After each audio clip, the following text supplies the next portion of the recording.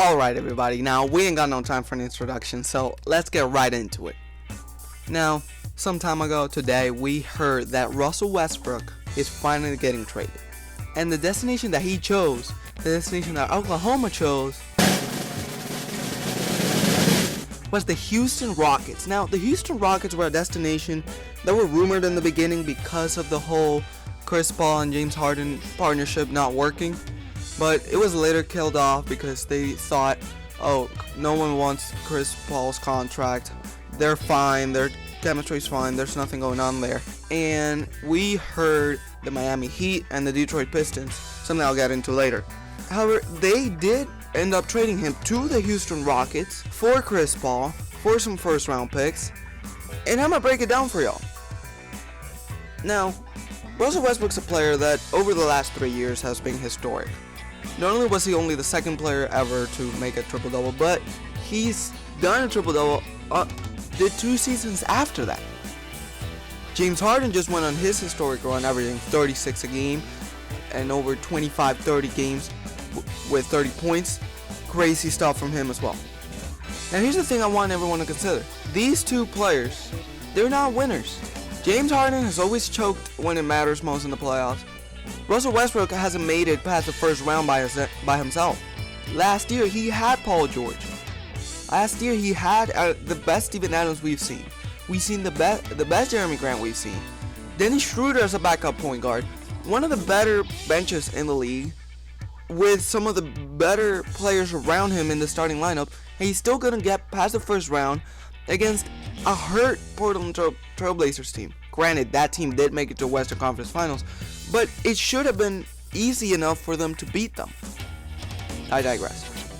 The point is, Russell Westbrook, even though he's put up enormous numbers, and I love the guy, he's awesome to watch, he will always be in a special place in my heart as a Thunder fan, but the guy has never won anything.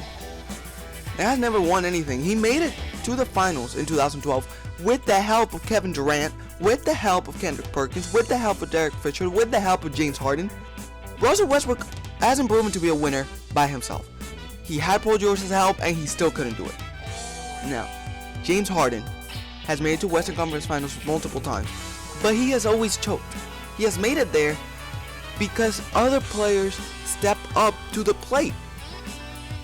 You see Clint Capella putting up bigger numbers, you see Eric Gordon putting up bigger numbers, you see PJ Tucker putting up bigger numbers in the playoffs. James Harden's efficiency, his volume, it all goes down, especially in games like the Western Conference Finals when it matters most. Should I remind y'all that they lost in the Game 7 against the Warriors, and the team missed 27 straight threes, and they just brought in a worse three-point shooter than Russell Westbrook.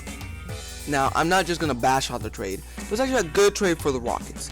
The Rockets are getting rid of a really bad contract with Chris Paul, who's going to get paid upwards of $44 million in 3 years from now, when he's 36. On the other side, you have Russell Westbrook, who wanted out of Oklahoma after the whole losing the first round 3 years in a row, Paul George getting traded.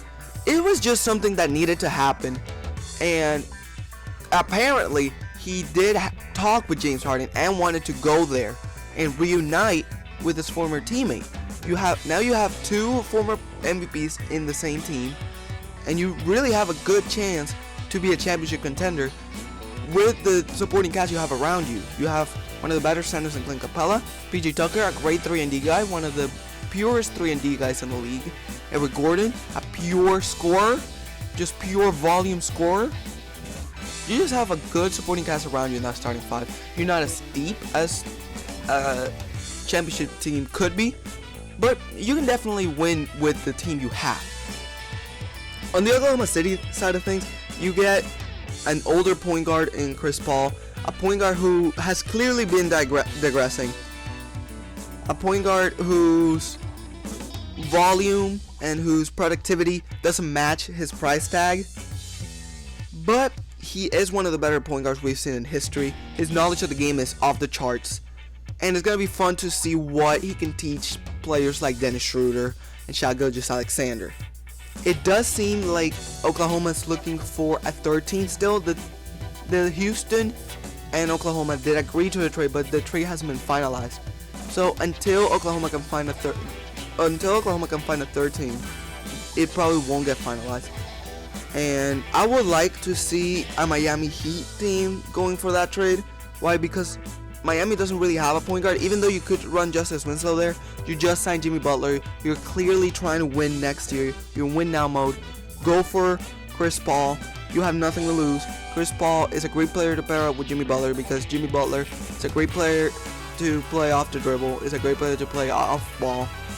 You have a great defensive backcourt. Have a really high IQ backcourt.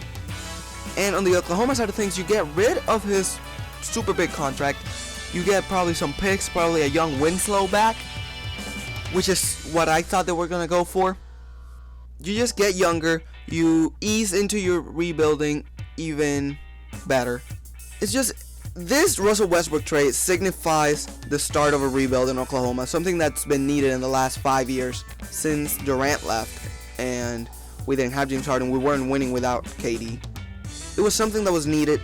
We should start rebuilding around Shai Gilgeous-Alexander, around Steven Adams, around those young guys, getting more young pieces and just building up the team. Overall, not a great trade on either side. I don't believe the James Harden fit and with Russell Westbrook is going to be amazing, but he did surprise us with Chris Paul in their first year together.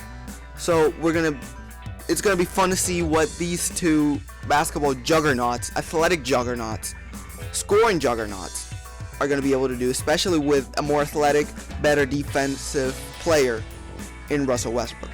On the Oklahoma side of things, I don't like the fact that you get in more money. You're bringing in more money. You're bringing in more age. However, it does bring in experience. It does bring in IQ to develop those young point guards that you have in Schroeder and Alexander. Schroeder showed some signs of bad habits that Westbrook used to have, that Westbrook does have. It did up his value, it did up his game, but it doesn't show signs of a winner. Overall, I'm just happy we got rid of him. I'm just happy we finally are starting to rebuild again, because it was something that was long overdue.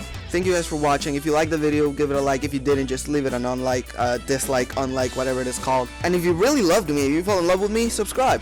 See ya.